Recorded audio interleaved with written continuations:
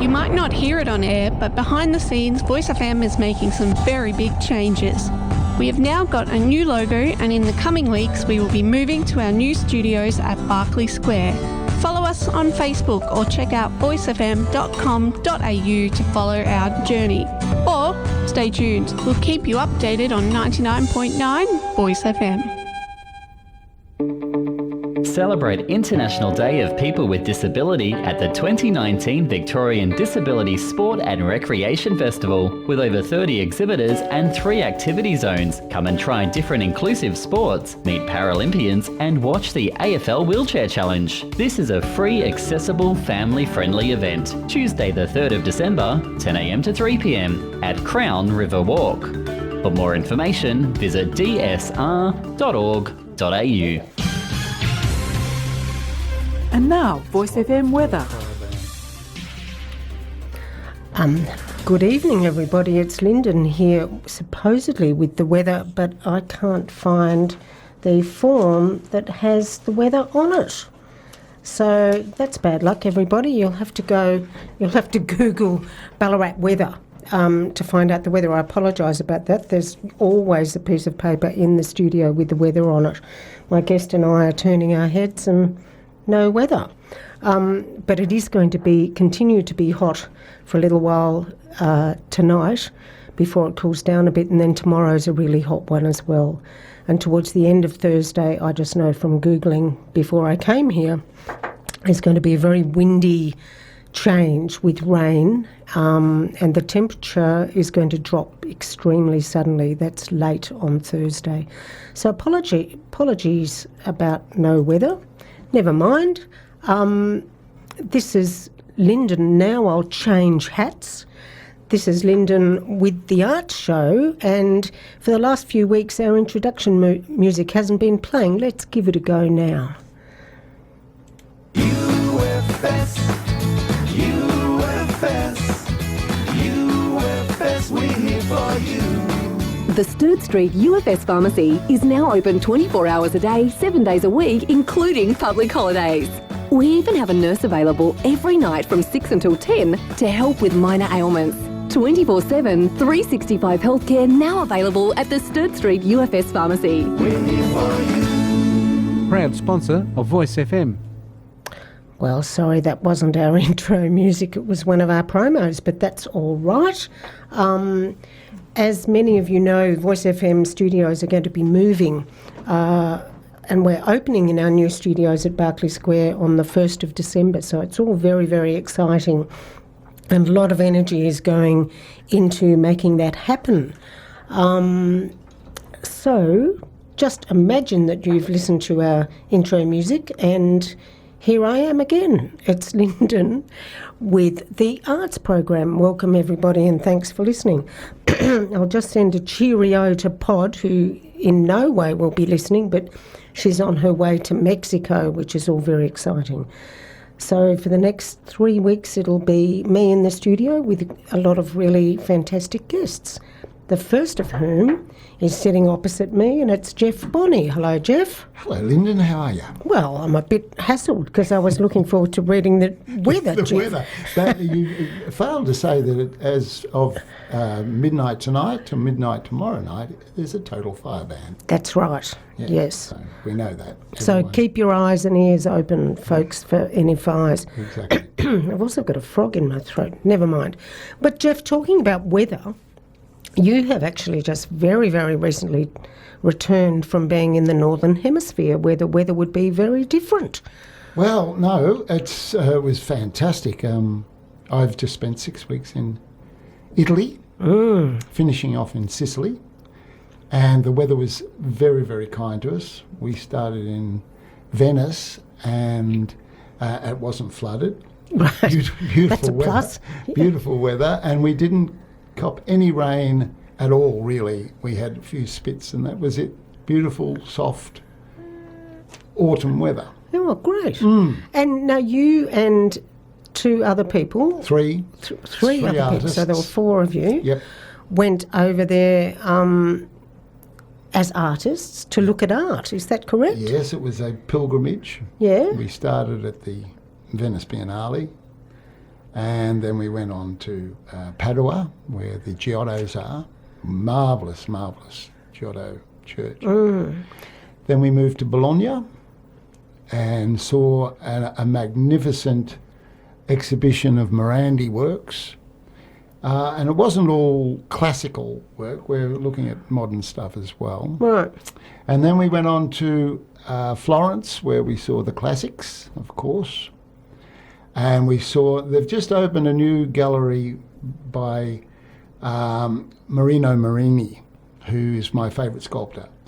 And it's just sublime. It's magnificent. And so we spent a whole day in there, actually.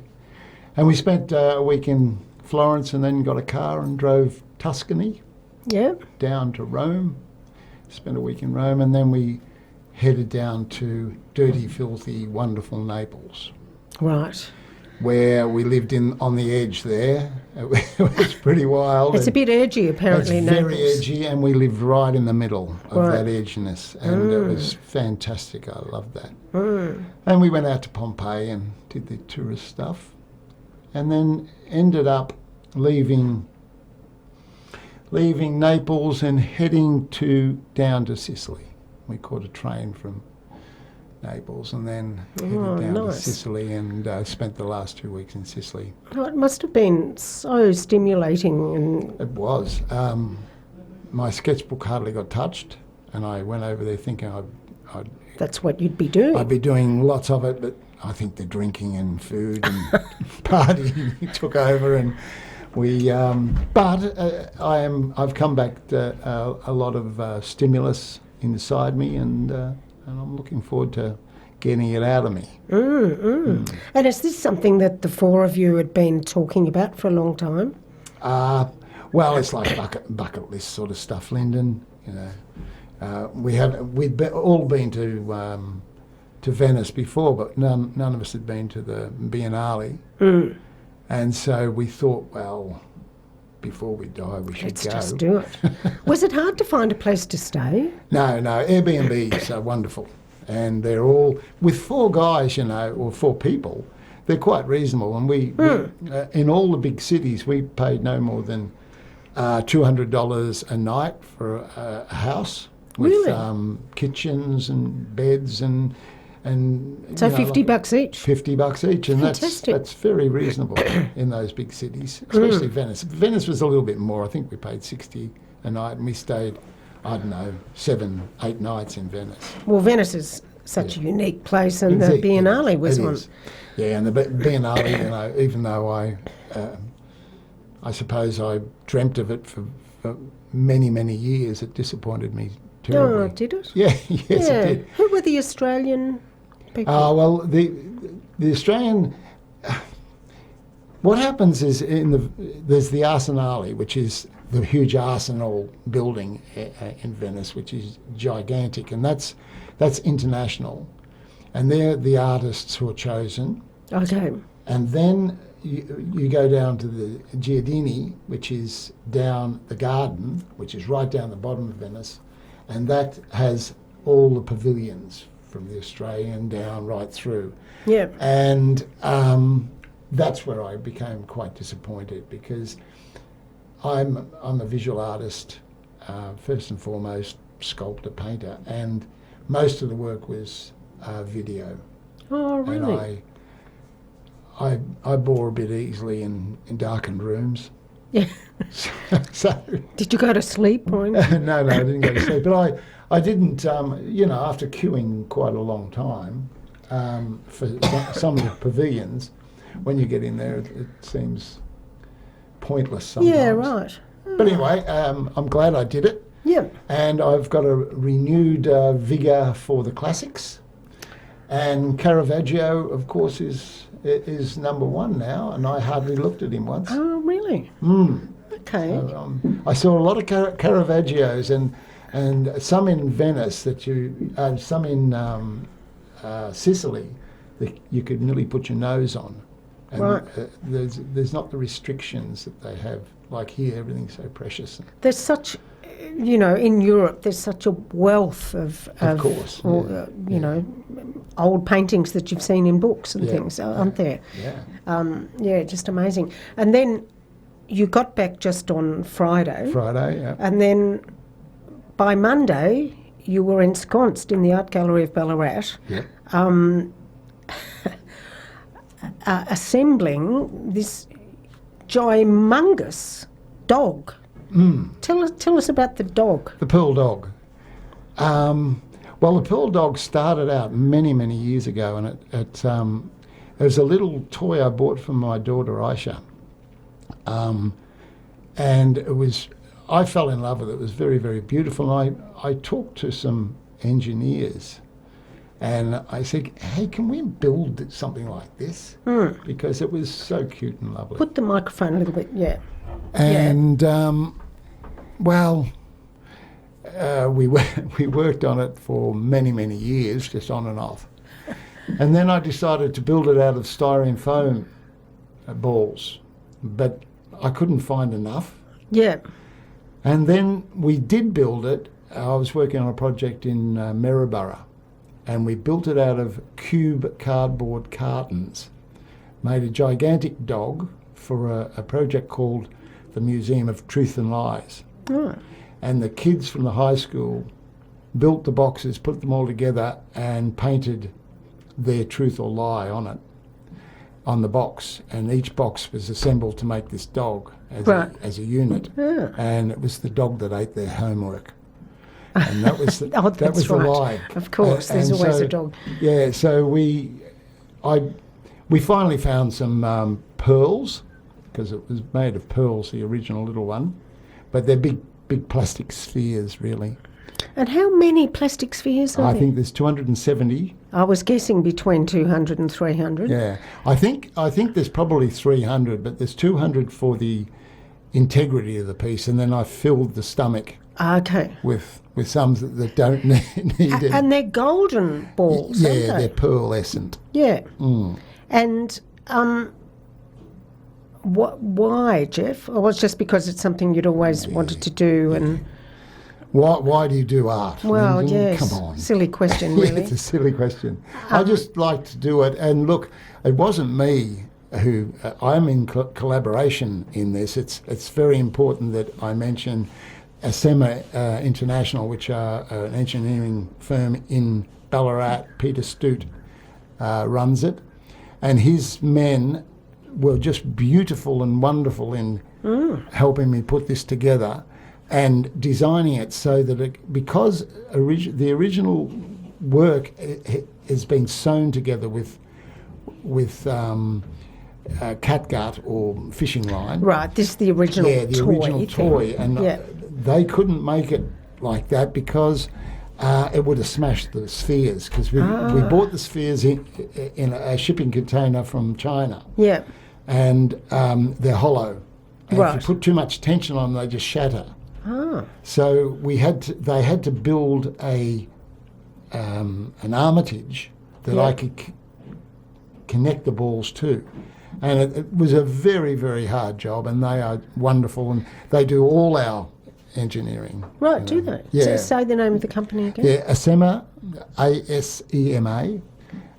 Peter Stute. They are like, if you're an artist and you want problem solving, go to them. Because I think not everybody realises that a sculptor or people who make 3D artworks don't necessarily do absolutely all of those processes themselves. I think people think... I'm a total dunderhead when it comes to that. That's right. I'm a visual person.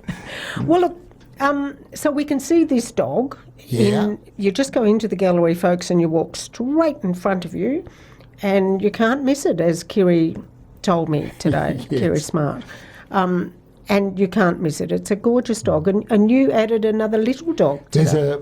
We've finished one today that's 60% of the big one. So the big one's called Pearl Dog and the small one's Pearl Pup. Oh, cute. Yeah. And is Pearl Pup's balls the same size? No, they're the 60% smaller. Oh, okay. So everything's 60%. That sounds rude.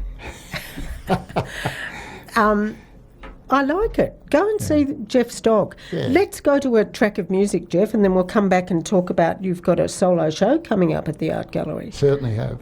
which is really exciting. So let me see if I can figure out what's going on here. This is a track from Jack and Jill, a ukulele duo who gave a wonderful workshop in Ballarat last Thursday. I just faded out that track a little bit. That was Jack and Jill, and they're the first track on this album called Jack and Jill. It was Dance Hall Fireflies. You're listening to the Arts Program, and it's me, Lynden Nichols, talking to Geoff Bonney. You're still there, Geoff? I'm here. Indeed he is.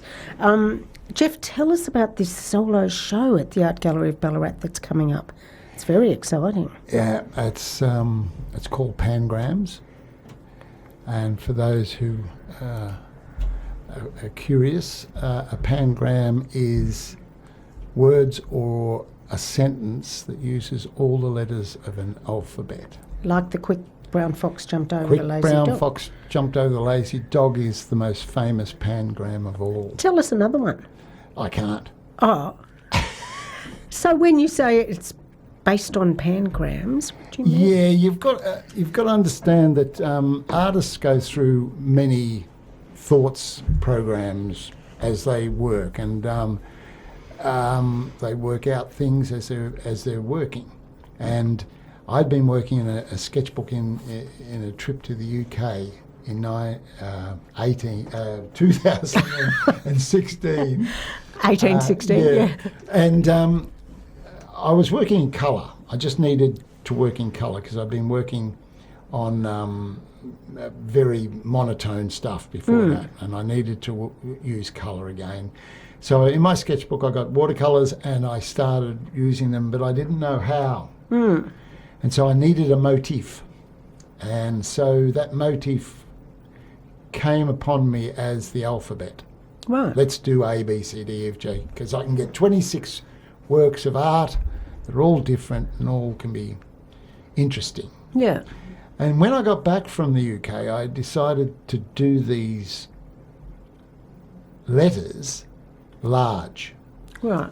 And so what I did is I made 26 panels of ply, 6 foot by 4 foot. I don't know what that is in the new thing. Yeah. Anyway, 6 I've got foot. an image. People can understand that. As tall as a man and as, as And as wide. tall as me in the other direction. In the other direction, Lynden. Anyway, so I started doing these panels, and then I thought, well, it's a bit boring, just the alphabet. What can I do with the alphabet? Yeah.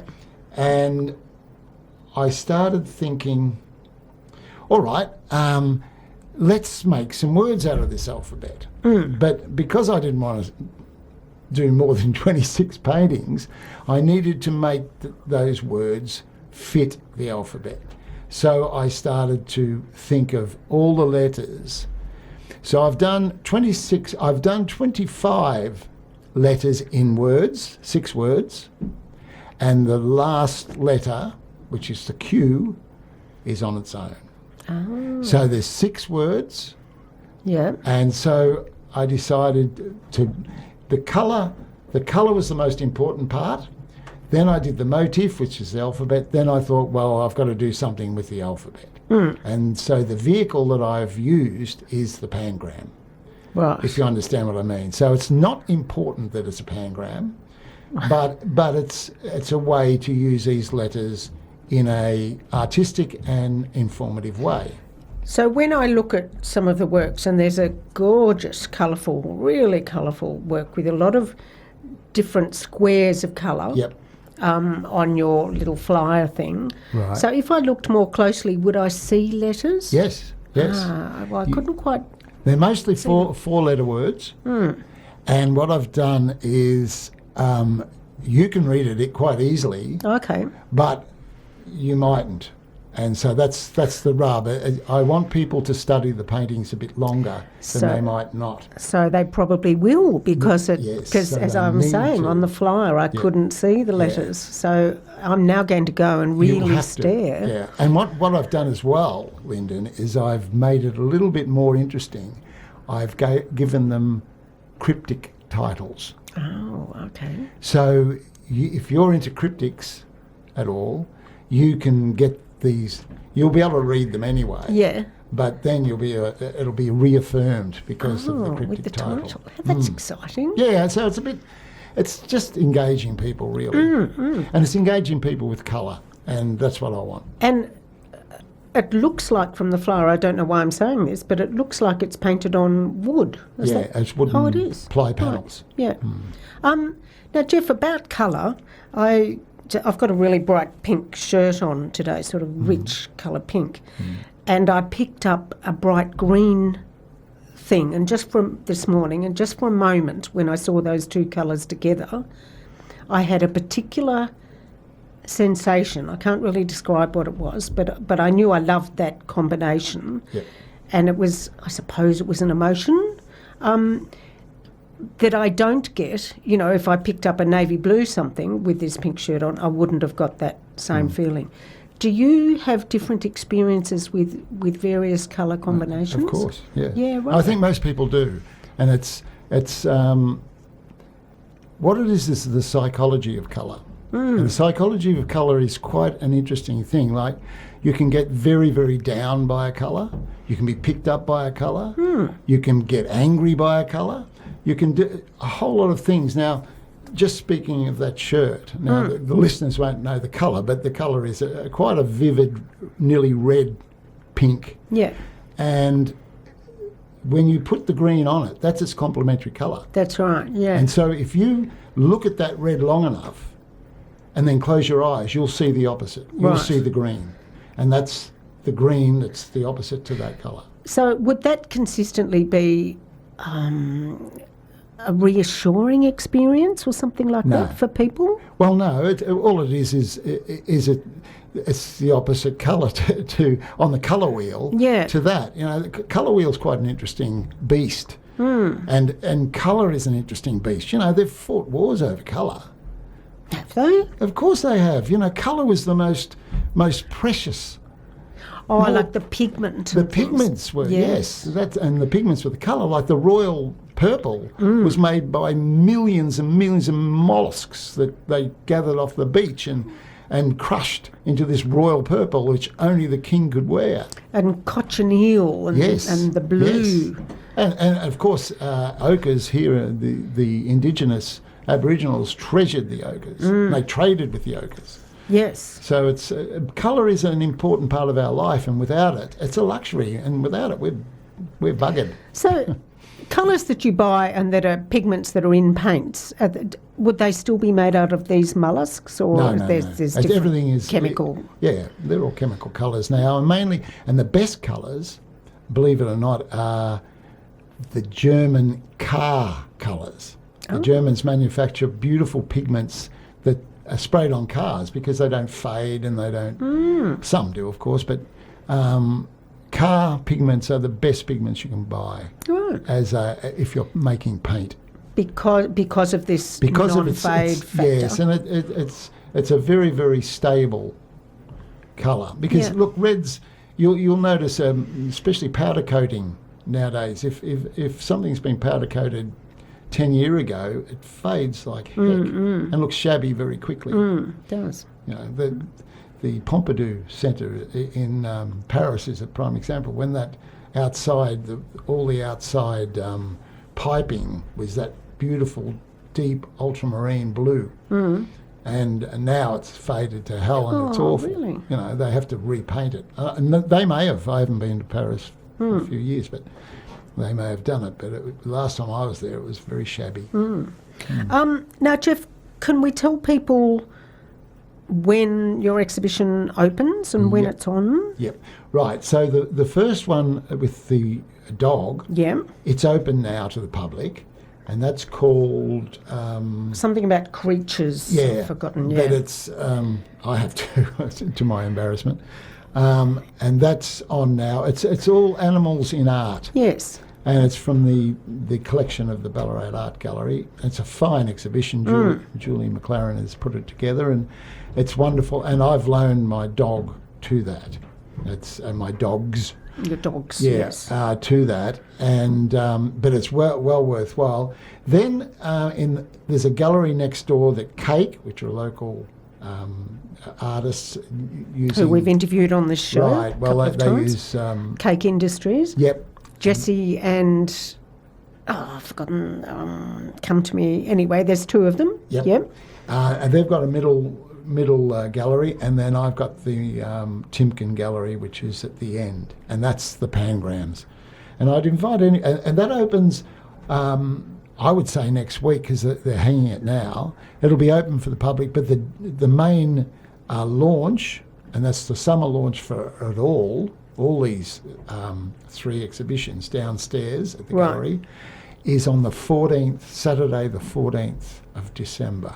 14th of December, Saturday. That's right. It's going to be a really big day at the Art Gallery of Ballarat. Yeah, it's a big launch, and should be fun, And look, the work from the gallery collection is wonderful. Yeah. And it's a terrific show. And, of course, mine is wonderful. Of course. And I'm sure the cakes are. They haven't installed yet, but I'm sure that'll be brilliant too. Well, that's exciting. And it's great to see the gallery having, prominent local artists, giving them space. It's lovely. It is. And down in the backspace, there's a fantastic show on as well. Yes. With the Rat Boys. Yep, Jockno Passalan and Scott Fredericks and Pete a few other people. Yeah, it's a fantastic show. That I looked at it today and yesterday. I went and had a look at it. And I loved that. So the gallery's full of the downstairs space is pretty full of local. It is. Yeah. And the collection, of course. Yeah.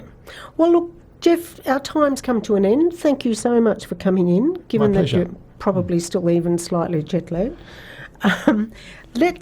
I do have the weather, folks, which I might read in a little while. Let's just go to another track from Jack and Gel. This is called Lucky Now. You're listening to the Arts Program with me, Lynden, and I've now found the weather, so I will read it to you. Tomorrow in Ballarat, it's going to be 36 degrees, and overnight is only going to be 21. I think that means tomorrow night.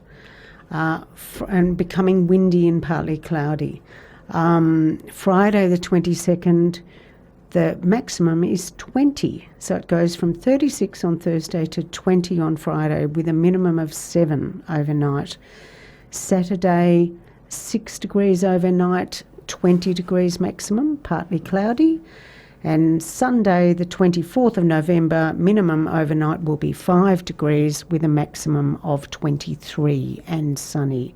So very hot tomorrow, folks. Be very careful. Listen to the radio in terms of any fire warnings and all of that. But Friday, Saturday, Sunday, much, much cooler, low 20s. But welcome back to the Arts Program. And I have Jeannie Sewell sitting opposite me. Hello, Jeannie. Hello, Lynden. And now we've spoken to Jeannie before because she comes from the wonderful organisation, the Creswick Theatre Company, which was formed, a long time ago. 1981, I think, wasn't it? And it's gone through a few different stories, but your home is at the old courthouse in Creswick. Beautiful little courthouse theatre, built in 1860. Yes. Seats 60 people. It's gorgeous, isn't it? It's terrific. And it's well attended when you have plays. And you've had quite a busy year. I seem to keep reading what you've been doing. We have had a busy year. We had a Christmas show, and then there was a serious play in April. Yep. A pantomime in July, and since then we've hosted 2 guests. We had the lovely Tessa Marshall's tribute to the female singers, and we've had Jeffrey, Brian Jones and Megan Riddell doing The Carer last week. Yes. How did that go? I wasn't able to get there. Fantastic. There's 2 more shows. There's one in Kyneton and one in Bendigo. Right. For the next 2 weekends. So How does it work with different people directing shows? So was Megan invited to do that, or is she No, part of... Megan has directed for Creswick Theatre before. Last year she did The Sum of Us. That's right. This year, this was a Hobo Playhouse. That's Geoff's own company. It was his production, and Megan was his director. It was a one-man play. Okay. So it was a two-person show, really. Yes, interesting. Yeah. Very demanding. The Carer, that's very sort of topical at the moment, isn't it? Yes, it's an old Alan Hopwood play. He's written a lot of social comment plays, and it's about a man whose wife has recently died and she had a long-term Alzheimer's. So he's adjusting to life without her and preparing himself to move on, but he spends a lot of time talking to her. Oh, okay, but when she's through not the there. piano. Okay, right. She was a pianist, so Yeah. her photo's there, the piano's there, and he has conversations with her. And it was it mostly older people who came Yes, to that? pretty much. Yeah. Is that often the case with your plays? or- No, we'll see the Panto, we fill it full of preschoolers and school-aged Right. children because it's in the school holidays. Yeah. We tend to have an adult performance as well. And the Christmas show, you get a variety, but mainly slightly older people, about our age, the young older. Yes, that's right. Now, you've got coming up, I'm a bit confused because it's a play about a radio play. Tell us about that. Okay, so it's Miracle on 34th Street, a live musical radio play. So it's the story of Miracle on 34th Street from the old 1945 movie, which is about a little girl, Susan Walker, who doesn't believe in Santa Claus. And Chris Kringle comes along and everybody has a bit of a transformation and it's a very happy ending. Oh. So it's corny, but it's so well loved. And in 1947, Lux Radio Hour broadcast that. Now, they did that with It's a Wonderful Life and a lot of those other classic movies from that time. This is a new show. It's the same story. The characters have got the same names, but it is a radio play. So we have a live studio audience, which is our audience. We have an announcer. We have a live pianist tinkling along while people speak. Oh, yeah. We have a Foley artist. A what? Foley, which is making the sound effects. Oh, right, I love that. So we've got the lovely Tracy Sleed, whose stage name is Gloria Presley. Yeah. Playing with a whole lot of bits and pieces to make elevator noises and setting the table noises and running in the snow noises. Right. And typewriters and So, just to interrupt you there for a minute, did you have to invent those noises, or does it say in the script what to use? it has some suggestions. Yeah. But yeah, it's an old typewriter, a child's piano, Yeah. a desk bell, ping. Yeah. And some of them are electronic. We do have a computer as well. Right. But that would have been really fun It's to still source fun. It's some still of those fun. things. It's such fun. Yeah. And we have the announcer who introduces the actors, and the actors are all singers, so they sing. There's 3 commercial breaks. We advertise Tupperware, Oh, yes, of course. Radio Company of America, and Camel cigarettes. It is hysterical. And then they revert to being the characters in the play. So we have a lead lady and a lead gentleman and a man and a woman who play every other role. Right. So there's a bit of hat swapping. Yes, yes. And a bit of prop picking up. And there's one funny scene where Mr. Macy, the store owner, sings a duet with Mr. Gimble, the competition store owner, and it's the same actor. Oh. So he sings one line as Gimble, one line as Macy. Yes, yes. Oh, fantastic. It's really fun. And it's reminding me of like the early days of television, in Melbourne Tonight with Graham Kennedy, where they had all those ads that were part of the show, didn't they? That's right, yes. For really, silly things. And he would be Graham Kennedy used to be quite flippant about the ads sometimes and a little bit outrageous. Yeah, wasn't he? And make jokes about them, put them down, whatever. But that probably got people to remember the product even more, if you think about it, actually. But that sort of changing hats which I'm sure probably does happen in some radio plays, when Yes, one of our actors has about 7 characters, and he speaks in a slightly different accent for each of those, including the Irish priest, the judge, the assistant district attorney. It'd be funny if he, as I'm sure might happen in the heat of the moment, if he gets his accents muddled up just for a moment and things like that. The audience would laugh at that double take. And because it's live, he's allowed to apologise for that. Oops, sorry, I forgot who I was. Yeah. But there's also some original songs in it, which is terrific. They're all a little bit familiar, so they're jazzy up, slight adaptions of Christmas carols, some of them. Oh, right.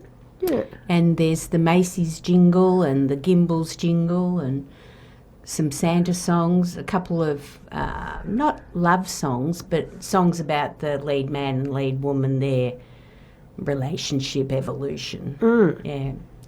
Well, let's just go to a couple of words from our sponsor, Sure. and we'll come back with when and where and how you get tickets, and because it just sounds like a rollicking night out.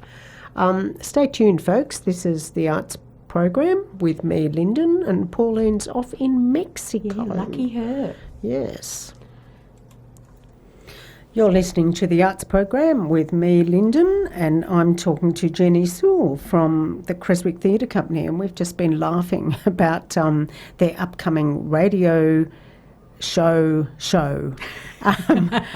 which, and you can imagine, folks, the old days of radio, just all the funny sound effects and people playing about 6 different characters and people putting on accents and all of that sort of thing. Jenny, tell us when and where and all of that. Okay, so we have 5 shows. Yep. We open Friday week, so that's November the 29th, and then the 30th, and then the next Thursday, Friday, Saturday, which is December 5th, 6th and 7th. Okay. At 8 p.m. at the Creswick Courthouse Theatre. At this point, there should be tickets available at the door, but if you go to www.creswicktheatre.com.au, you can book online or phone 0458 516 275. If you Google Creswick Theatre, you'll find it anyway. And I'm sure. Now, some shows I know people take drinks and No, we nibbles. have a bar.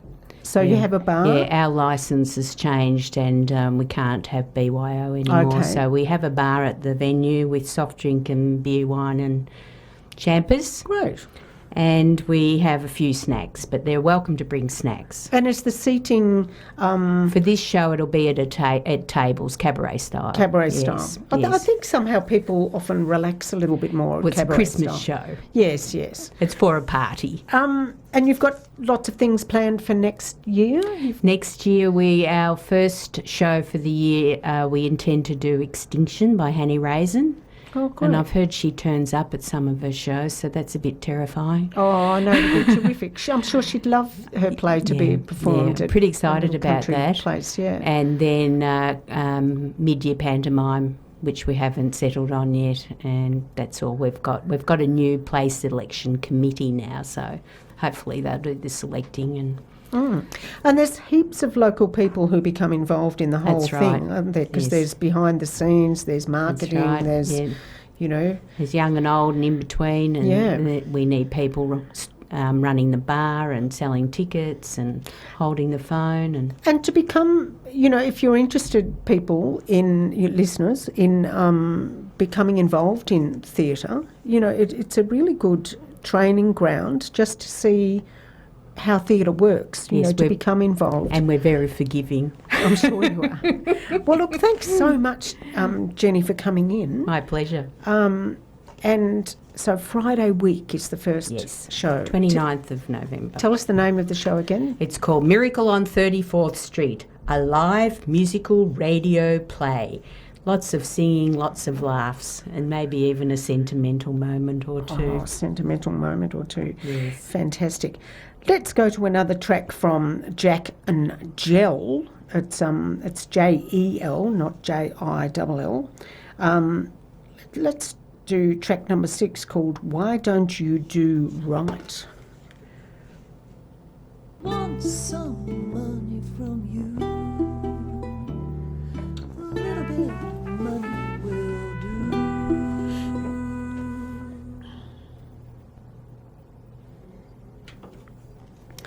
That was Jack and Jill, and track number 6 called Why Don't You Do Right.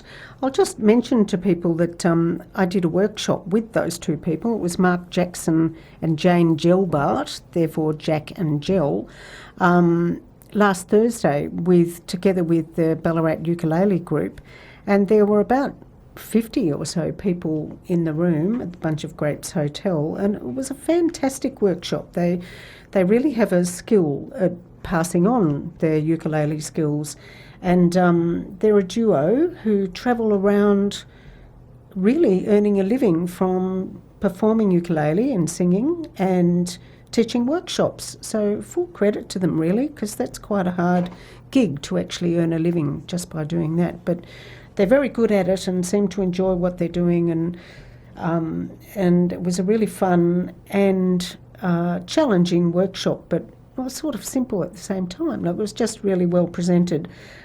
So if you're into ukulele, keep your eyes open for what's his name again? Mark Jackson and Jane Gilbert. You're listening to the arts program. It's Lynden here. And opposite me is a ukulele player. It's Jeannie King. Hello, Jeannie. Hi, Lynden. How are you? I'm good. Now, Jeannie, you're sometimes known as Queen Jeannie or Ukulele It's a play on Queen. words because my surname is King. It started off as a joke. Yeah. I made an email address for myself with Queen in it, Jeannie the Uke Queen, and then I thought, I like this, and Yeah. it was just a joke, but it sort of stuck. Yeah. So I'm happy with it. It's okay. Yes, because Jeannie is sort of the queen of the Ballarat Ukulele group. However, Jeannie, as far as queens go, I think you're a fantastic one because you're very you don't really run the group, but you do hold things together. I don't boss people too much, Lynden. That's what you're trying to say, I hope. Well, and also we have, especially this year somehow, experienced doing gigs without you. Yes. And there have been some Thursday nights when you've been unable to come or That's been right. away. Yep. And things keep going. It's the strength of the group, really. We've got some great people who've been coming for a long time and with a bit of encouragement have stepped up to take on running the group or taking the lead at gigs and things like that. And that's been fantastic because people get challenged and they think, oh, all right, I'll give it a go. And then when it works, they think, oh, actually, I can do it. So it's a really great, I've found it to be a very positive thing for the group. And I still like leading the group as well. So we've got a lot of enthusiasm in our group. And I think that when that is able to happen within a group, I think that really does say a lot about the way the group's been structured and been led. Yes. Is that, because often, even in jobs too, people think that they can't be replaced. Yeah. What will happen when I That's leave? right. But if they've done a really good job, nothing will happen when they leave. People can step in. And I think people sometimes are a bit scared, do they need permission to do certain things? And I'm really encouraging of people to have a go and we've structured it in a way that people can learn how to lead the group in a performance sense, not in public in the first instance. And that really makes a difference. You get a bit of confidence and think, oh, okay, I can do that. And I know these songs really well and the people know these songs really well. So it should all work. Yeah, so that's really helpful. Yeah. But we'll come back to talking about the Ballarat Ukulele Group in a moment, but I'm just interested in your background in music. So where did it all start for you? Oh, probably I would say when I was a very young girl, my dad was a great singer and was in a lot of choirs and choral groups. He even sang at the opening ceremony of the Melbourne Olympics in 1956. Really? Did he? Which was, the opening ceremonies weren't like they are now. They had this big massed choir and I've got the program from that at home. He was so thrilled about that. And so we always sang and had a lot of music. Ironically, my dad played the ukulele a lot. Oh. Much to my disgust as a 15-year-old who thought I was too cool to even think about playing ukulele, which is hilarious given that I play it all the time now. Yeah, right. And, I've always been involved in playing and performing music from a long time ago. And, really just, it's just a core part of me. That's it. So was your first instrument the guitar? Yes. So I got a guitar when I was about 15 and had lessons and learnt and that was all great, and performed from time to time at different opportunities. And then I was in a band, and well, it sounds very grand that you're in a band, but it was a group of people that we just liked playing together. Yeah. And no one could play bass, so I had to learn to play the bass, which is not easy when you're the lead singer as well. So anyway, we sort of played a bit in Melbourne and bought a PA, and then one of the members of the band got pregnant and we couldn't do that anymore. So anyway, that's just how it goes sometimes. And but we had a great time playing at parties and in a few pubs in Melbourne and stuff like that. We were called, you asked me before, Denim and Lace, which was because there were 3 women and 1 guy. And the guy was the drummer. Yeah. Yeah. And So- you were the lead singer? and bass player. Oh, right. Yes. Yes, because bass often doesn't really sort of play the tune, does No. it? So my bass playing was very basic, I'll say that for sure. ding. Yeah. Yeah. Oh, did you ever get back to bass after that experience? Oh, not really. It was a bit hard. And but I was a primary school teacher and I was a music teacher. So I was at a big school in Melbourne and we had a band and a choir and taught in the classroom and everything. So and I love teaching as an occupation, and teaching music's the best part of that occupation. So teaching to children. secondary. No, it was primary school children that I was teaching, but I just love teaching. And so along the way, I guess I've done all sorts of things in my life, but being in the choir, I was in the Thursday night choir with you and learned to play drums and stuff. So I just really, music's a very core part of who I am. So, yeah. And you're really revelling in it now. Because tell us a bit about some of the background work that goes into having the Ballarat Ukulele group. Okay, so really there were some people who started playing ukulele on a Thursday night probably about 10 years ago, and they were people who just knew each other in the choir, and we used to just get together on a Thursday night after choir. And as the group got bigger and other people were involved and so on, it's picking out what music's going to suit people, getting that organised for everyone, making sure people have input into songs, because sometimes if you're in a group and everyone else picks the music, you feel like you don't have any input. So one of the things that we've always done is people can suggest songs and we have a go at them, see if they work. If they work, we'll keep playing them or change the key. And I do a fair bit of the arranging and sorting that side of it out in my spare time, which I love doing anyway. And people who know me will know anywhere I am, if I've got my phone with me, if I hear a song on the radio or in whatever, I think, oh, that's a good song. I've got this incredible list of songs on my phone, because I always, quick, open the phone up, write that one down. Yeah, that could be a good one. Now, some of them make it and some don't, but it's always a passion of mine to find the next great song that I can't stop playing it. I'll play it 50 times because I just love it. So, yeah, that's been a thing that I've always done. Yeah. Yeah. And a lot of the songs that, because folks, I'm in the Ballarat Ukulele group with Jeannie and many, many other people. Most of the songs that we sing, not all of them, but if we're out there in public playing them, there's many, many people in front watching who know the songs. Yes. I suppose perhaps if they don't know them, like the chorus or something's really easy to just grasp and they join in. So I love that when you're performing, people watching, joining in. The thing that I love the best, and it's quite hilarious, is often at different times we'll have theme nights, and we've had many theme nights. So we have, this week we're going to have a whole lot of different music. And last year we had a Millennium theme night, so we picked songs that were from the 2000 onwards. We had an 80s theme night another time. And so we've got some songs that have been on the radio or that people know. And sometimes if we're performing down the Mall at the market or something like that, you'll get younger people who are just, these are a lot of nice people playing music. And then you'll start playing a song that they go, oh, we know that one. And then they're dancing, joining in, and they're thinking, oh, this is cool. So it's not just all old music that old people might know. And our group's quite a mixed age group, but more people probably, in the older age group. But we just keep things fresh by throwing in some new and different songs and trying them out. Yeah.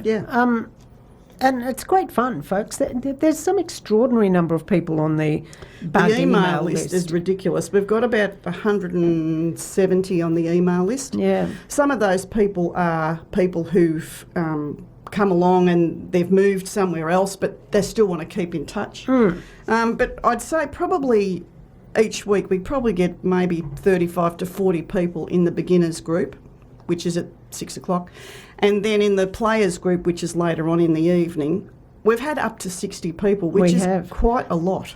And is that usually, are they distinct groups? There's some people There's who some stay people over, who come early and stay for the second session. There's a fair bit of changeover and what have you.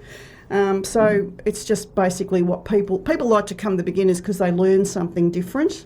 So even if they can play really well, they might learn something else. Yeah, I went to that workshop as well last week and I just really enjoyed it very much. It was terrific. And those people were on the ABC recording studio program, which would be on iView. Yeah. And they come from Newcastle and they were one of the groups that were on that recording studio program, which I found to be really fantastic. It was terrific. Concept. If you didn't watch that, folks, it was people who'd always wanted to record something or they wanted to put down a track for their, long lost friend or something like that. Yeah. And they had assistants in a studio to actually do that, to record something. And so Jack and Jill were part of that. That's right, yeah. Let's actually go to another track because I think I've got to run downstairs and let our next guest in because he hasn't appeared yet and I'm getting a bit nervous. Okay. So let's listen to track number 7. It's called Lost and Lonely Dad.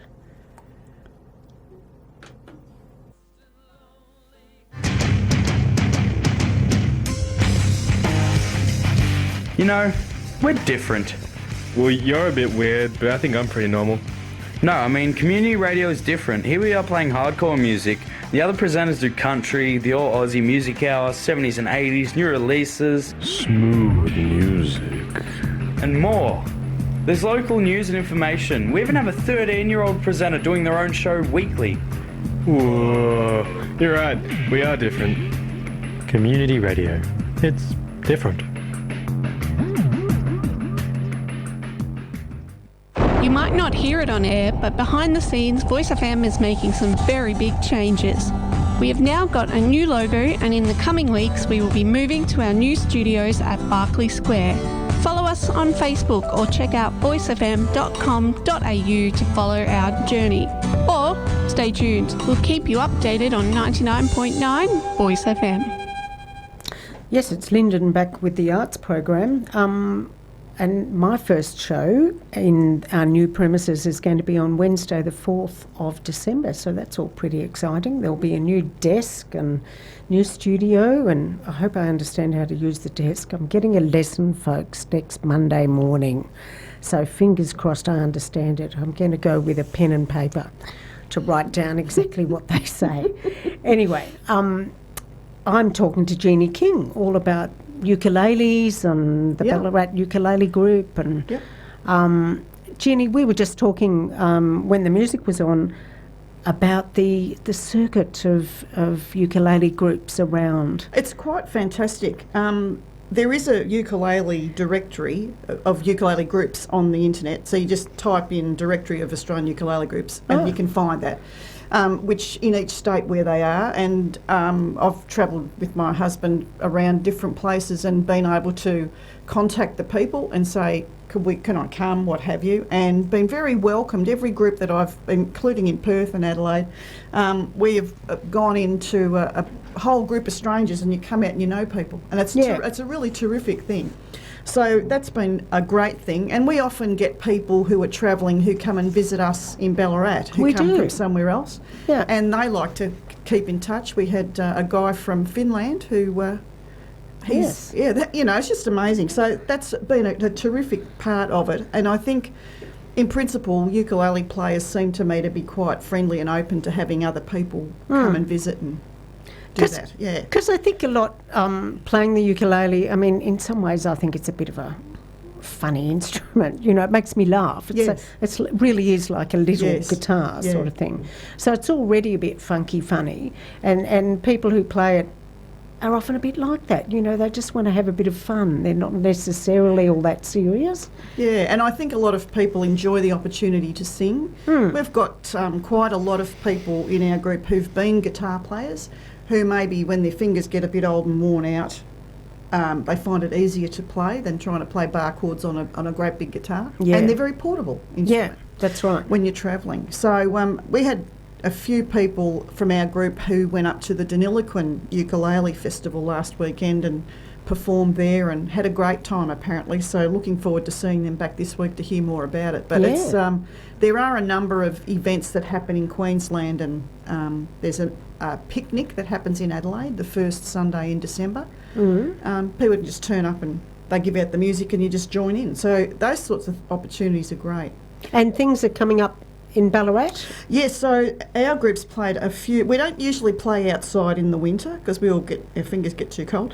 But we've got a couple of events coming up. So the 3rd of December, we're playing at the International Day for People with Disability celebration at lunchtime. That's at Windaree. And also in the Bridge Mall, we've just got an extra gig at the market on Saturday morning, the 7th of December.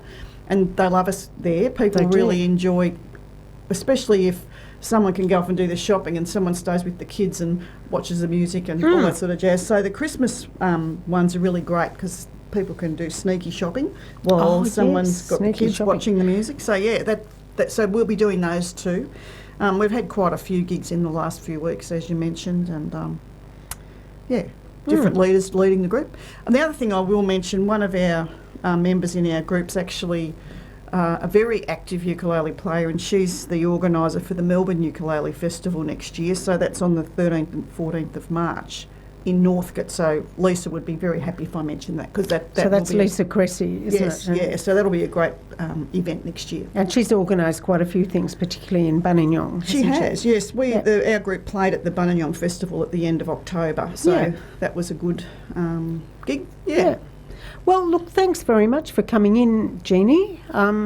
It's been wonderful to give Bug a little bit of an airing. Yeah, thank you. And because it's an absolutely amazing phenomenon in a way in Ballarat. I mean, the workshop with Jack and Jill had 50 plus people. That's right. And for people to come into Ballarat out of town to teach a workshop, I would venture to say that would be quite a rarity to get 50 people. I think they were very happy with it. Yeah. Because they were on their way to the Deniliquin Ukulele Festival. So as they were travelling around Victoria, they sort of, this happens, there's a group there, can we come? So we've had a couple of lots of people run workshops for us, and it's just broadens people's experience. Yeah, really. and it just shows the enthusiasm and positivity in the actual Ballarat group. Yeah, we have a lot of fun. Which is great. Let's go to one more track while we swap over people in the studio. This is called At Home Behind. Thanks, Lynden. Yeah, pleasure. AMRAP stands for the Australian Music Radio Airplay Project. AMRAP is a community radio initiative that works with musicians and community broadcasters to get great Australian music national airplay faster. Over 900 broadcasters now use AMRAP's Air It pages to promote Australian musicians. Check them out at www.amrap.com.au.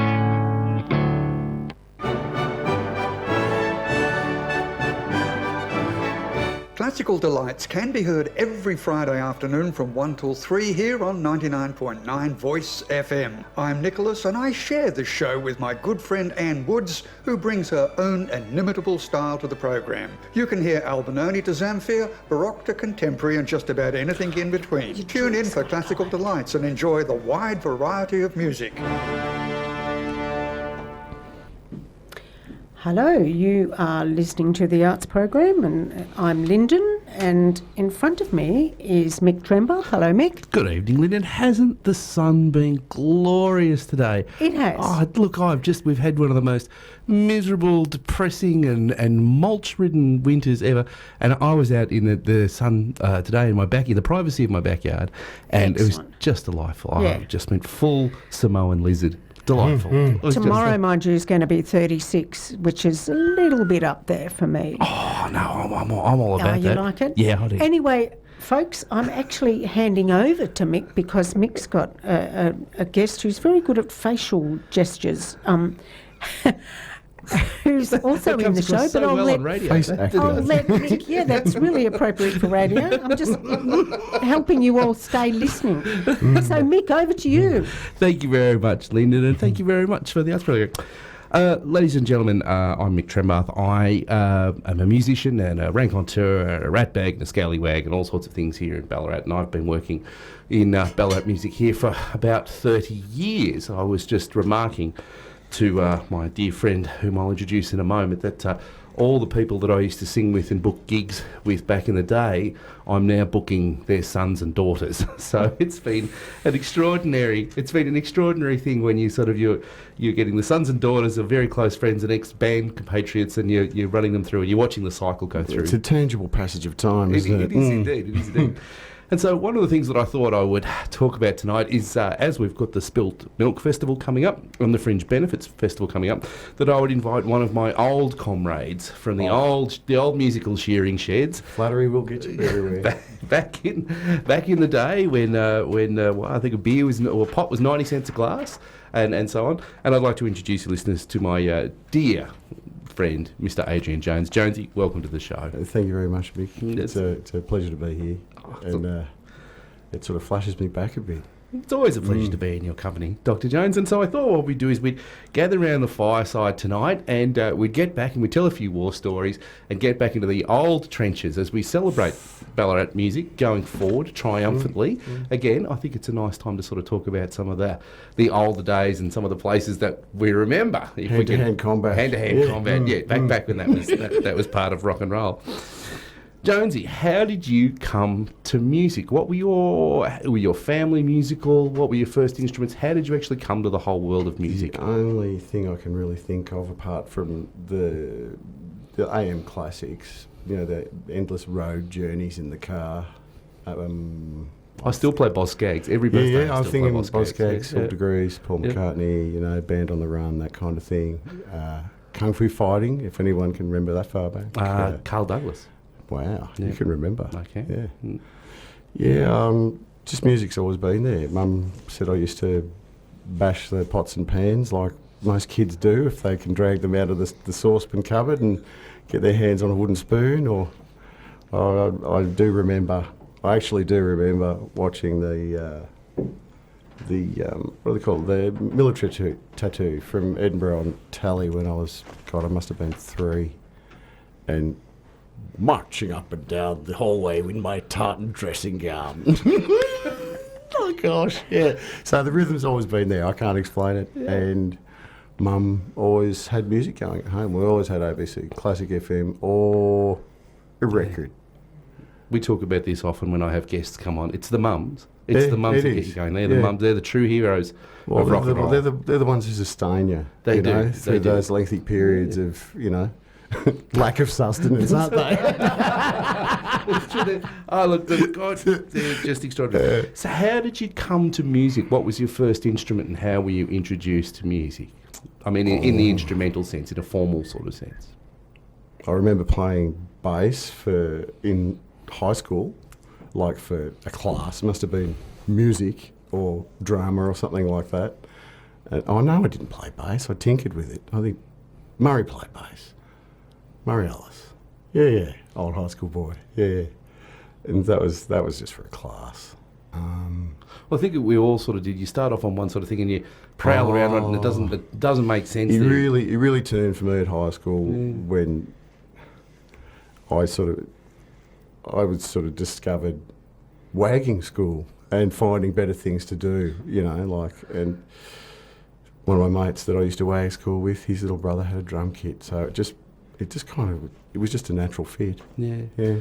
One of the really interesting things, I was reading an article with Pete Townsend, of all people, from The Who, and he was talking about now there being so many online tutorials and there being so much information available on how to play music, and you can book lessons with amazing guitar stuff. But that's such a new thing. Back in the day, how did you How did you learn the instrument? You got your hands on a hammer and a chisel and a block of stone, and you started hammering. That's how you learn to do it. Yeah, you try and make a wheel. What was the moment that you realised that you actually, the urge for a band? Yeah. Ooh. Still wagging school and pretending to be the Cars off Van Halen. That was the start. But I will say, when I was living at my auntie's place in Sebas, and a few of my mates were about, and we sort of used to hang around at the legendary Sacred Cow in Unicorn Lane, Michelle Thomas's punk clothes shop. That's true. I remember Anna Canane being down there in the old Unicorn Lane. Yeah. Well, can you just paint a little bit of a picture for those because it was only a handful of people that went there when it was open, and it's been long gone. What were your impressions of the joint? Well, where the laneway still sort of exists, you'd cut right down the hill, and right way down the lane, and sort of approaching the end, there was a little clothes shop called Sacred Cow. It sported things like tartan bondage pants and latex rubber wear and sort of the things that you'd see in fetish stores now, but it's all, it was all the first time we'd ever seen stuff like that. Yeah. And we had big hair, we always used to mess with our hair and dress up, and it was quite parading. We're quite the roosters, I guess. I think one thing that also kind of needs to be illustrated, this is a time too when the School of Mines had an active arts program. They had the arts thing. You could drop out of, you could finish at year 11 and go and do a TOP, a tertiary orientation program. I'll bookend my education for you at the time. I was at grammar school, and then I went to high school, and we kicked back into overdrive there because it was pretty cruisy. At the time, the standards were not as demanding. And then, obviously, I discovered sort of girls, and rock and roll happened when I went to SMB and started doing arts. Bam. Yeah. That's when we all sort of hung around at the clothes shop and we all listened to music, all sorts of music, always swapping music. You've listened to this, you heard that. It was sort of in the time of, it was pre-internet. Yeah. We had tape swapping, and fanzines were just photocopies of photocopies of photocopies that were handed on or mailed on. So there was funny little networks about, but there was nothing formal. The Sacred Cow, I suppose, was, was it Vivienne Westwood and Malcolm McLaren started Sex? That was the shop? I suppose it was Ballarat. I was totally ignorant to the whole paradigm there of the Great Rock and Roll Swindle until I watched the movie and went, oh, duh. There was also, I imagine at the time too, and we're kind of in a similar era, that, you were, the record shop, Black Swan as it was back then, was where you were starting to get import records, so moving on from that tape thing, you're actually finding bands that you went, well, who are they? And actually going able to buy. This is it. At age 18, I think I scored myself a little flat in behind Crocker's, or where the Book City was just recently, and for a young lad who's 18, got his own little flat downtown and jamming and making music and whatnot, it was utter debauchery. It was so much fun. It's unthinkable now because I did the same thing. You could get an inner city flat, or inner CBD Ballarat flat above a shop, and downtown. Cheap as chips. You could make as much noise as you like. No one cared. It was wonderful. Kind of. I did have another story that was kind of different. I won't say where it was, but I did have one flat for all of about 4 hours until the keys were demanded back from me. So, not everything turned out rosy, but mostly.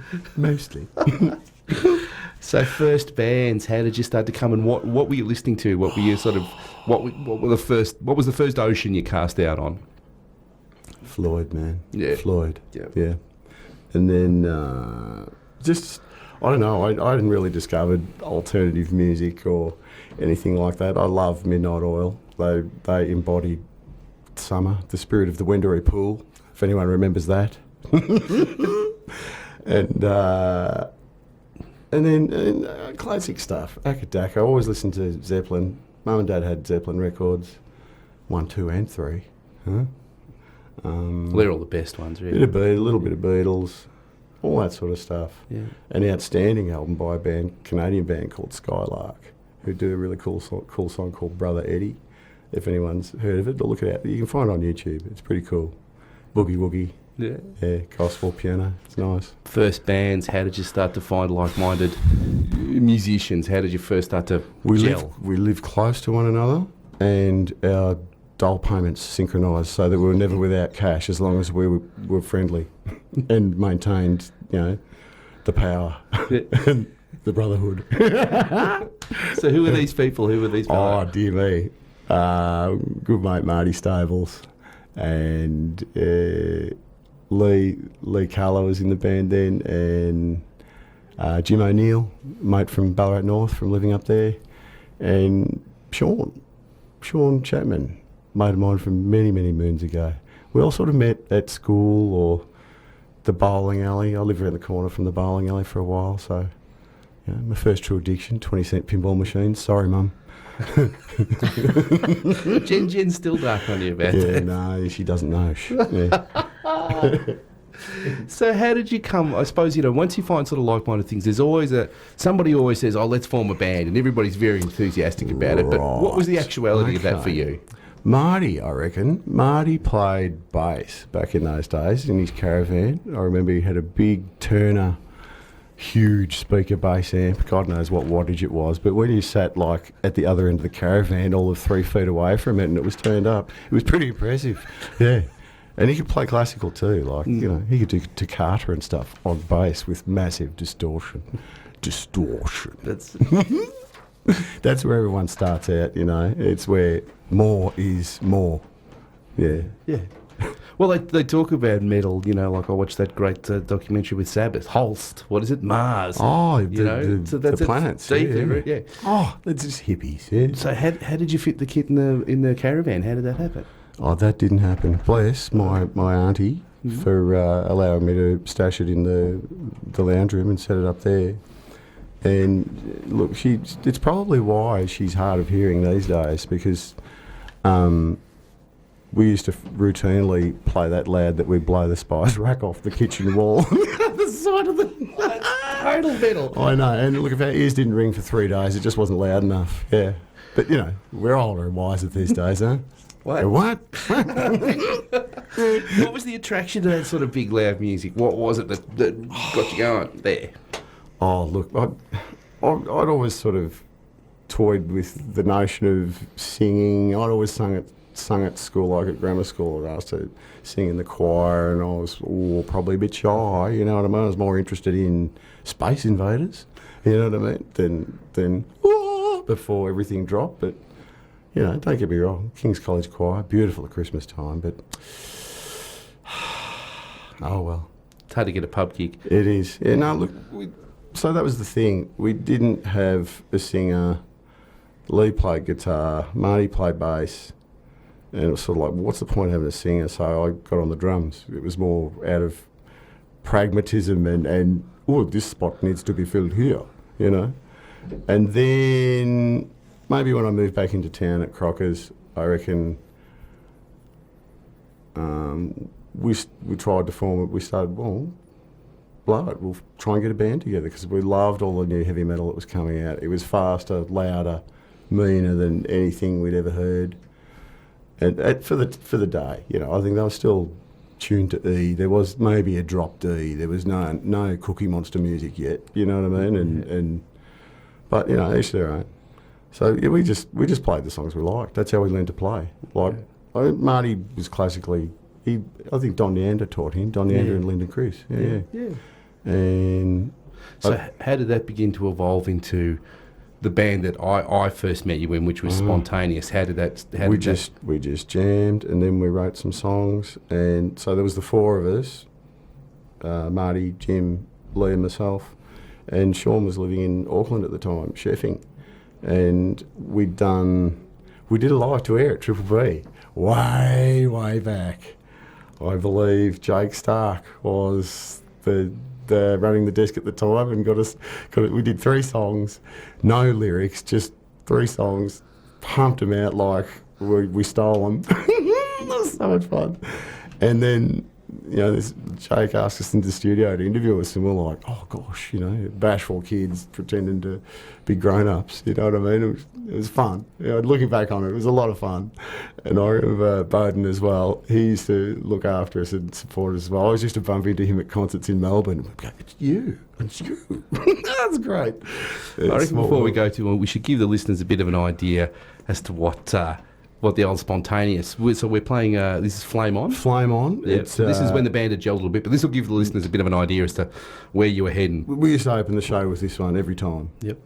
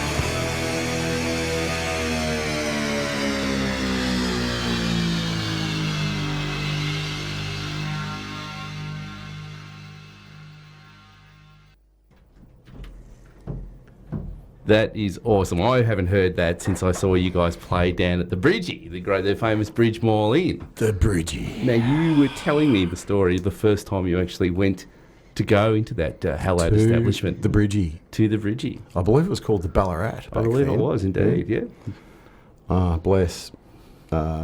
Jim's big brother, Simon, brought us on our first mission into town at night to the pub. We caught the bus, Sebastopol 12 from Lydiard Street. You Classic. Come down, roll into town, you get off at the post office then. It's now the Arts Precinct in the uni and stuff. And we made it to Camp Street, I believe, before we were politely asked to stop and give our names, addresses and empty our pockets by the local constab, undercovers and... plain clothes. It was very exciting. Well, you also sort of have to understand, too, at this time... We looked different. Well, everyone stood out that was a bit different. Man, you stood out it's... We weren't that different. By today's standards, we would probably be pretty mild, but it was different back then. It was like living in the 50s. Yeah. Even though it was the late 80s, early 90s. Yeah, it was the late 80s, yeah. But anybody that had a funny haircut or a funny pair of pants, you stood out completely. It was crazy. Yeah.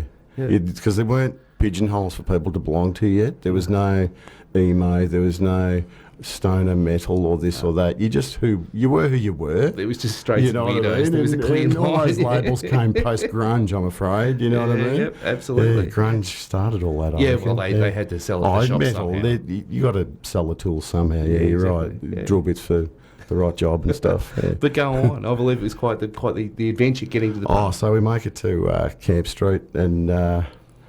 Jim and I were fairly routine to this now, like, no worries, we'll empty our pockets, yes sir, no sir, 3 bags full, sir.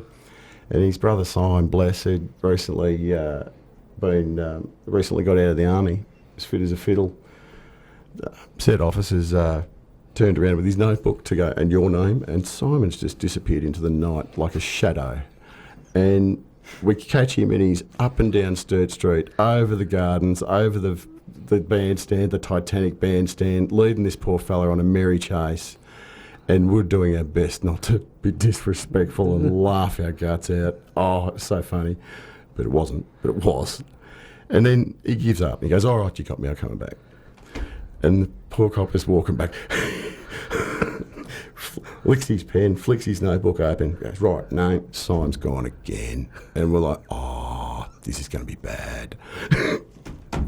And it was like, insert Benny Hill music. There's like a chase up and down Sturt Street for like 5 minutes. Cars flying like everywhere, lights. And eventually he's, all right, you got me. And he went back to the shop with him in Camp Street as it was back in the day. And we were kind of like, oh, there goes our big night out at the pub. And so we went to see how he was, and I released him a bit later, an hour or two later, and we continued.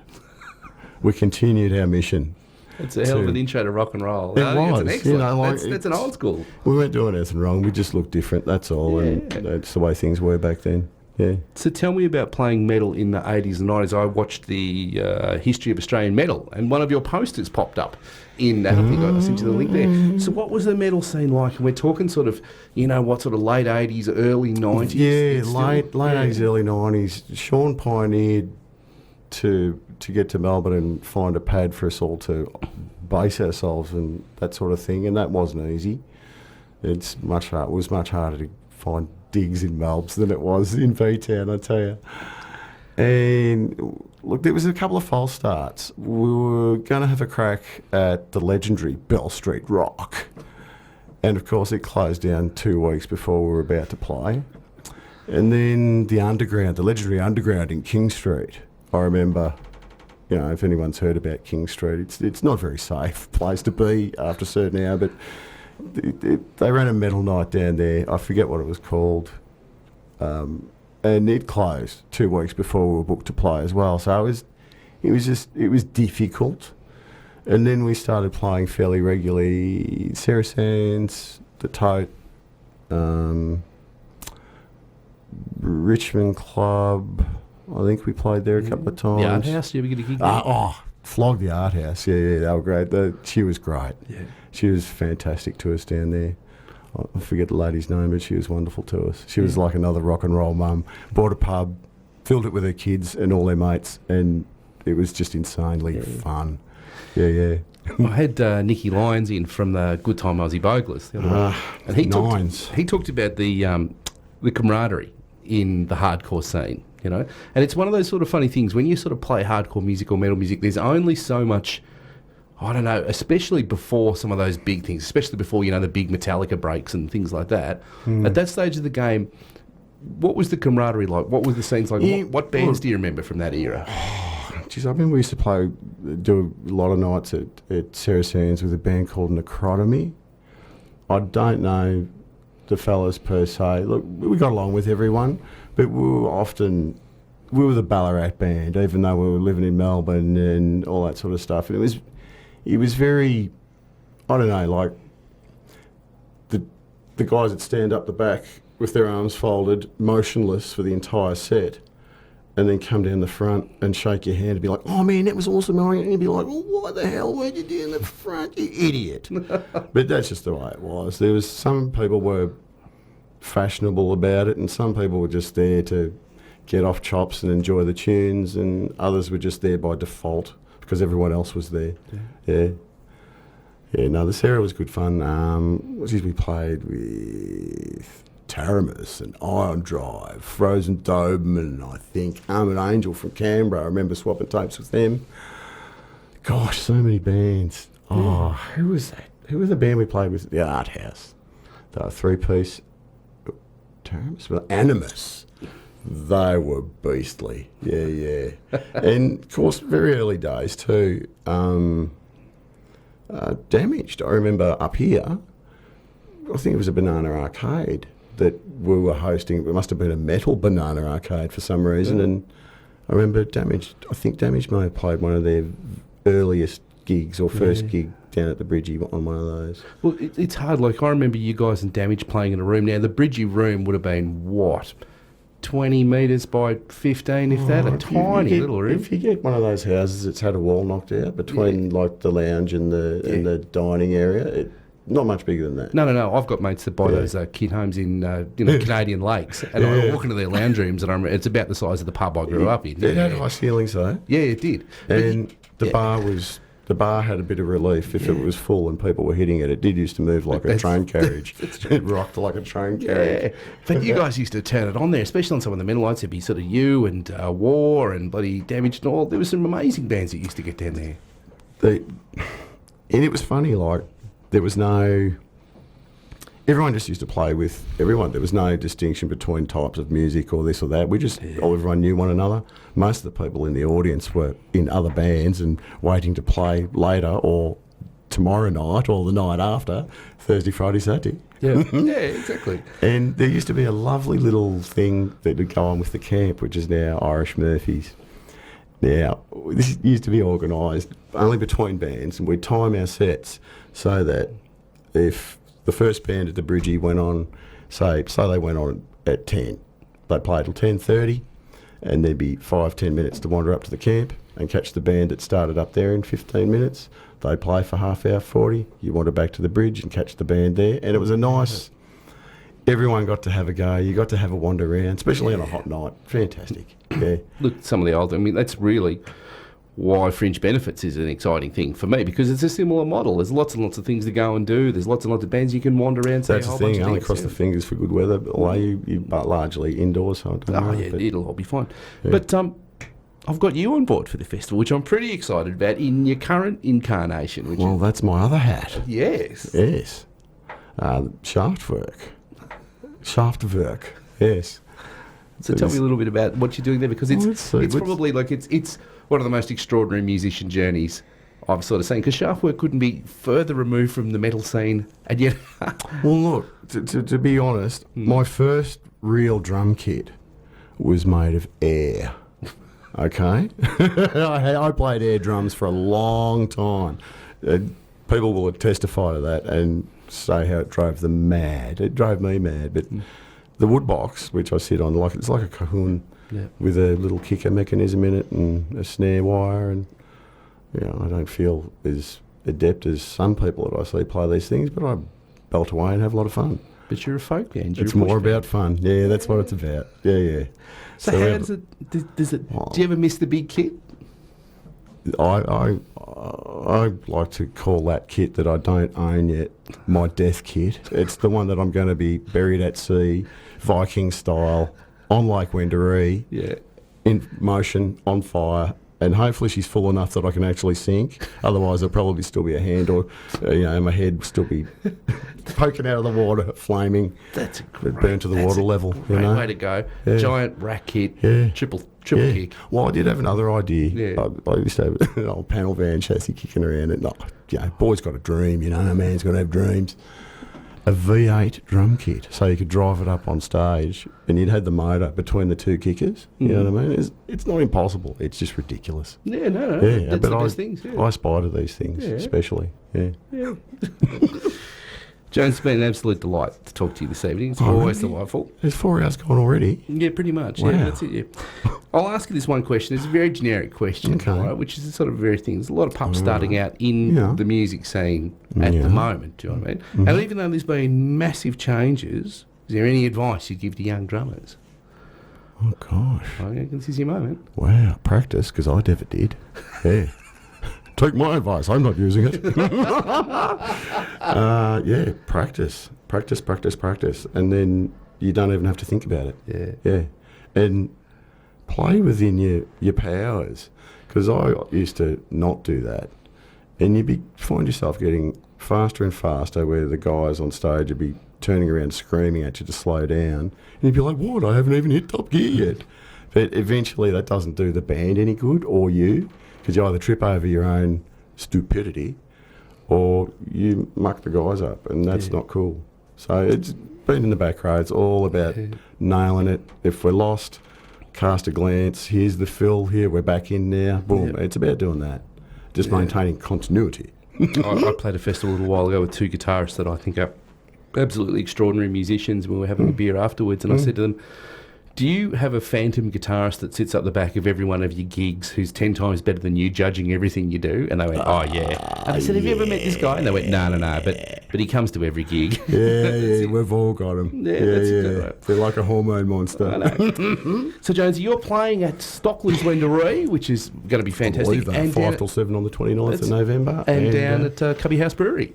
Yep, watch a few down at Cubby House from 8 till 10. Which will be wonderful. Shop as part of the Fringe Benefits Festival. You can find all the information on Fringe Benefits at fringebenefitsballarat.com. We've got 35 venues going up, and I think we've got about 120 musicians playing on the night, and we've got everything from opera through to punk, through to covers, through to just about anything. I think you'd be hard-pressed not to find something to your taste, and it's an extraordinary credit to all the musicians that have kept Ballarat alive, and a huge credit to Ballarat City, and especially the events team who've managed to get all of this up, taking on the back of Spilt Milk. They've done an extraordinary thing, and once again showing their commitment and support to live music in Ballarat, which is making amazing. the impossible possible. Yeah, absolutely. Yeah, well, it's interesting, like I say, Ballarat's always punched above its weight. It's always punched above its weight. It has. Yeah, it's amazing, and it's wonderful to see so many people, not only from the pubs but right through to the young musicians. As I was saying, that the sons and daughters of the people I used to play with coming through. But to see that our local council is getting behind us, and it's just great. It's great to work with them. It's great to be part of this festival, and long may it rain so that we can keep playing music into our dotage. I think music's in the blood, a bit like motorsport. I'd like to see a V8 supercar event held in Sturt Street, the best lap in Australia, with a rock concert with local bands. Huh? How's that? I know. I'm full of great ideas. Yeah, look, I'll see if I can work safe. Anyway, moving on. Do you know what I mean? Once again, lovely to have you in, Adrian Jones. It's been an absolute delight. Pleasure to speak to you as always. Cuz, thank you so much. No worries. Awesome. Got you back. That's it. Then thank you, Lynden, for having us on the show. Once again, the arts program bringing the very best of arts and creative people here in Ballarat to the airwaves. Always a pleasure to be a guest on the show. Thank you very much, Lynden. That's right. Thank you very much, Mick and Adrian. It's always entertaining for me to sit back a little bit and just enjoy listening to characters. A bit of banter. Blossom. Yeah, a bit of banter. Oh, blossom. I'm still ripening. I'm late bloom. I've always been like that. Delicate southern flower. Let's have a little bit of what's on before the end of the show. As usual, there's heaps of things going on in Ballarat. So I've got a list of 7, and they were just 7 things that I selected. That there's lots of places on the internet and whatever that you can find all these events plus more. So anyway, kicking it off, there's a book launch at the library on Friday the 22nd of November. It's a book about Timor-Leste 20 years on. In fact, that's what it's called, Timor-Leste 20 years on, by Pat Walsh. And the launch is at the library on the 22nd from 5:30 to 7:30. There's a basement session at the Lost Ones called Postcards from Europe, and it's a whole lot of what I fondly call blowy things. It's Hugh McKelvey on trombone, his trombone. I'm just going to clarify there. That's Balkan brass, and that's a magnificent and wonderful tradition. I'm sorry, Linda, I don't want it. I'm sorry, my nose seems to be out of joint. With me calling it blowy things. Well, it's Hugh McKelvey on trombone, Claire O'Brien on trumpet, maybe? Not sure. Possibly. Trombone, I think it is. Bill Stewart on French horn. Wow. And so that's the first thing. And then the second part of that concert is Michael Westlake and Bill Stewart, Michael on piano and Bill Stewart on French horn. So that sounds sort of Beautiful really sounding room. amazing. There will sound good down there. And that's on Saturday the 23rd at 3 o'clock at the Lost Ones in the basement. Boom. Words Out Loud, it's their final Words Out Loud for this year. It's at the Printers Room, as per usual, on Thursday the 21st, which is this Thursday, like tomorrow, at 6:30. And that's sort of short story, poetry slam. Have you been down to the Printers Room, Lynden? I have. I love the Printers Room. It's an amazing space. It's fantastic. A great space. It's on the corner of Mayor and Lydiard, underneath Sebastian. I know that. That used to be St. Vinny's. Yeah. Where you get used to be a St. Vinny's. That's exactly wardrobes and stuff like that. But it's a great venue. It's really atmospheric, isn't it? It is. Yeah. Just because it's... Well, I was going to say daggy. It's not really daggy, but it's just a bit unfinished. There's that unfinished sense about it. It's sort of it's accommodating for anything. I know they have Battle of the Bands down there. I know they have comedy triads down there. I know they have writers, and so it's sort of got that nice feeling that anybody can come in and begin to do things. It's not too flash. It's not too shabby. I think it's a really nice conduct a musical seance. You might even find traces of Mavis floating around down there too. This is the rumour. This is the rumour. This is the rumour. I've seen it. I was there. Ballarat Arts Alive also has events there and their meetings and things too. So it's a great little space. There's an exhibition on at the Lane, which I think is the new gallery at the George. I'm pretty sure. and it's by Talia Stanton, and she does lots of animal images in all sorts of sizes, and some of them are even tapestries. They're right, textiles. Yeah. Right. Okay. Well, Gee, the George is doing. Yeah, right. No, George is that sort doing of some stuff. great work. It's having some great Give her a drag. yell. It's having some drag shows there. Yeah. They're doing some big stuff for the breast cancer and bands. We played a gig there not so long ago. They're really they're doing some great stuff at the George. I'm always impressed.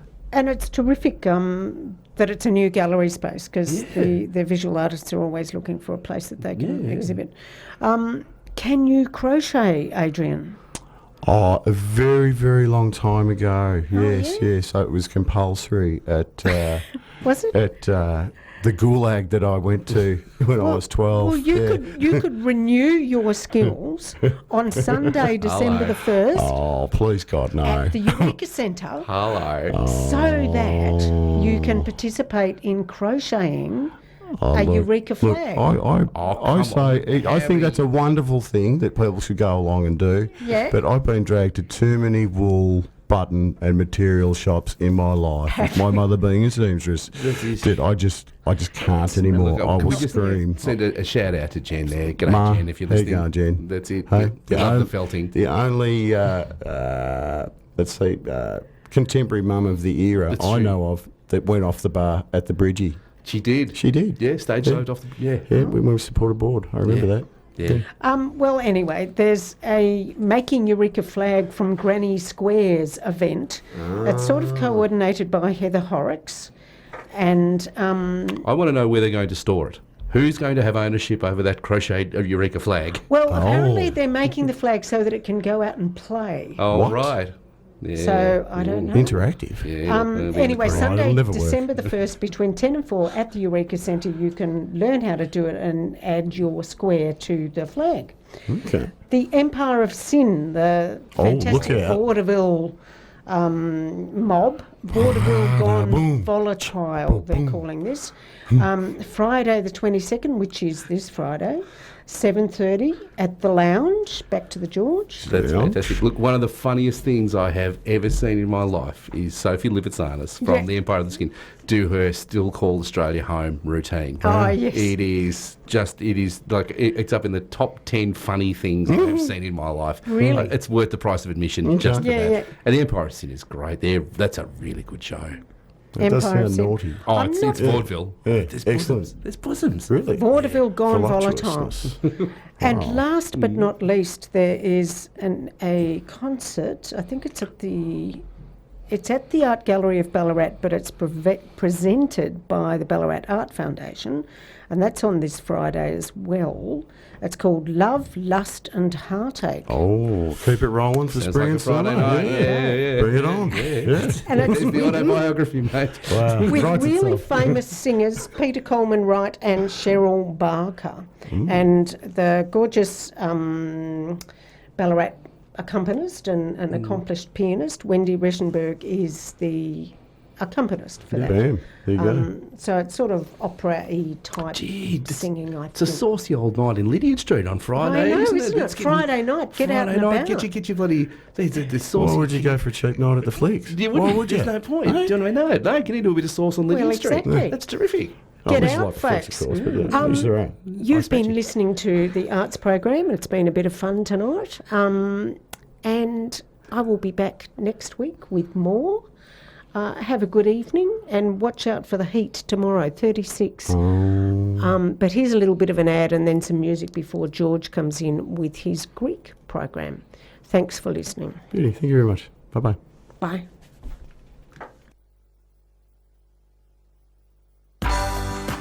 Hi, I'm Rob Gray. What you hear on community radio is governed by the Community Radio Codes of Practice. The Codes of Practice cover matters relating to program content, including local content, news, current affairs, Australian music content, programs for children, and the responsibilities associated with broadcasting to the community. The codes also cover aspects such as community access and participation in the operation of this service. Copies of the codes are available by contacting the station or by visiting our website at www.voicefm.com.au. At Voice FM, we encourage listener participation and we welcome your feedback by visiting the website or contacting the station.